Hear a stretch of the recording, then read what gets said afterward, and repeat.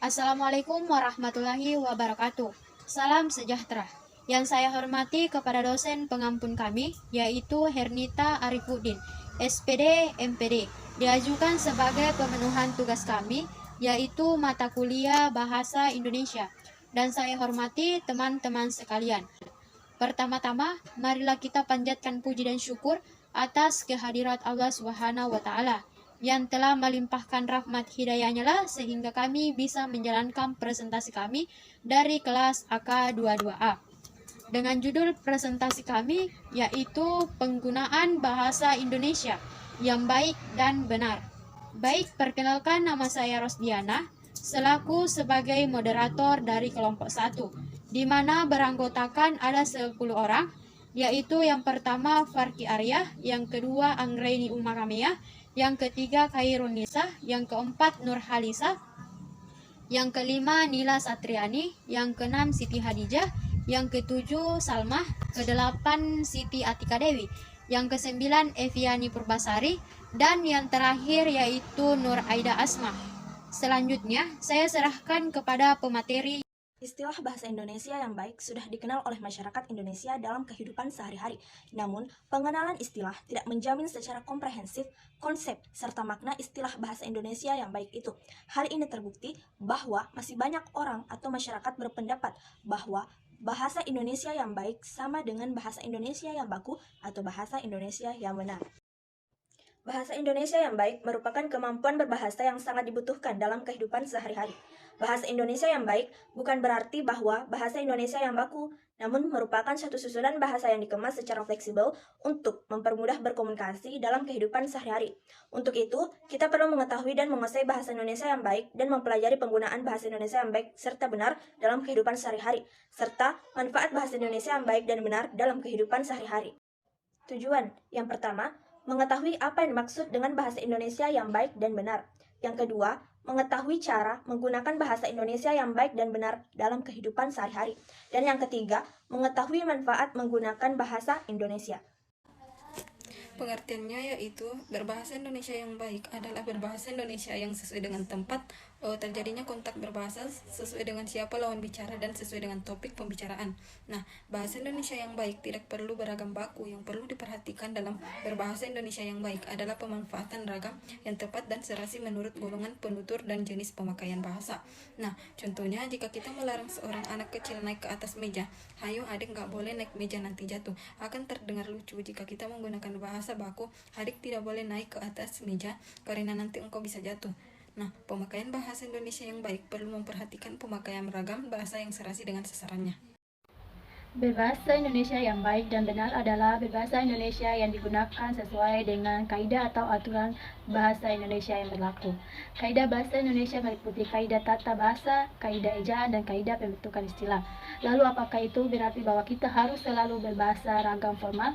Pada saat kita berbicara dengan tukang sayur atau kepada teman, kita tentu tidak perlu menggunakan ragam formal. Permasalahannya adalah apakah pada saat berbahasa ragam non formal kita harus tetap mengindahkan kaidah berbahasa?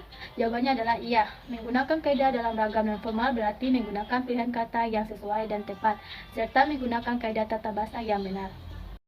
Jadi berbahasa Indonesia yang baik dan benar berarti menyampaikan pikiran dengan informasi yang lengkap secara teratur. Ragam bahasa yang digunakan dapat berupa ragam bahasa formal atau non-formal, tergantung pada konteksnya.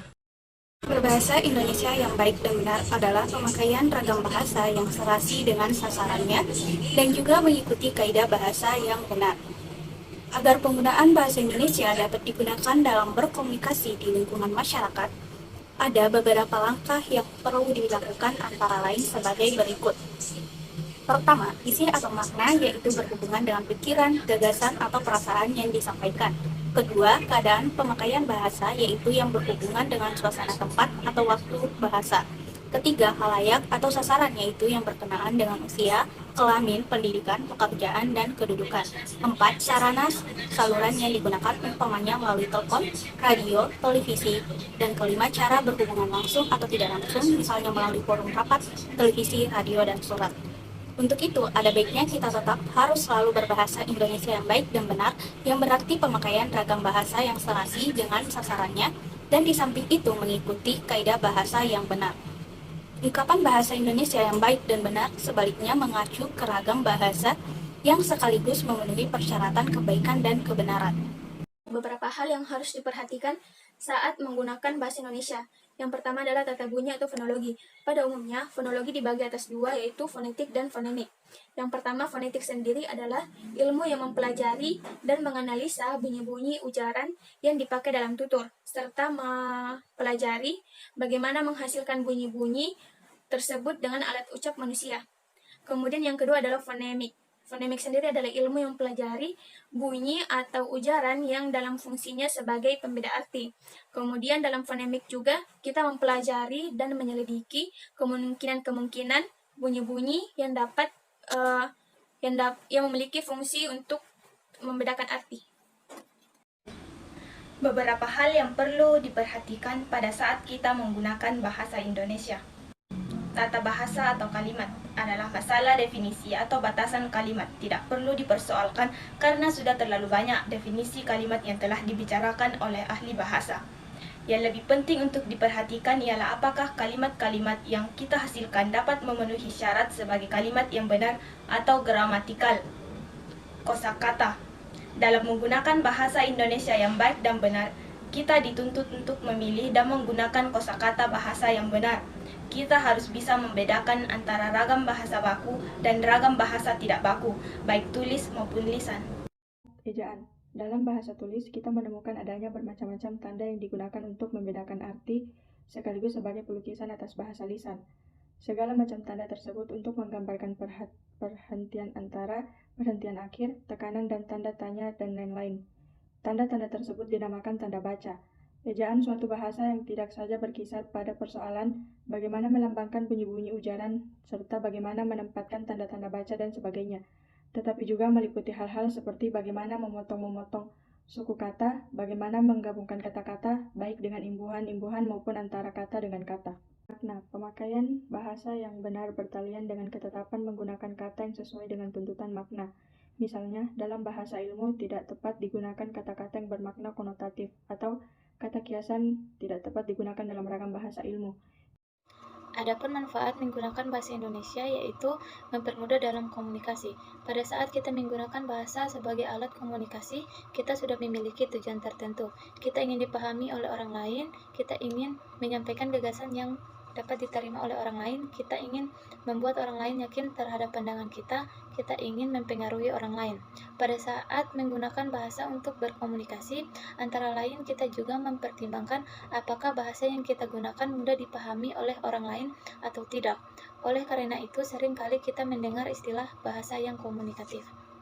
Yang merupakan manfaat menggunakan bahasa Indonesia adalah mempermudah kita untuk berintegrasi dan beradaptasi secara sosial.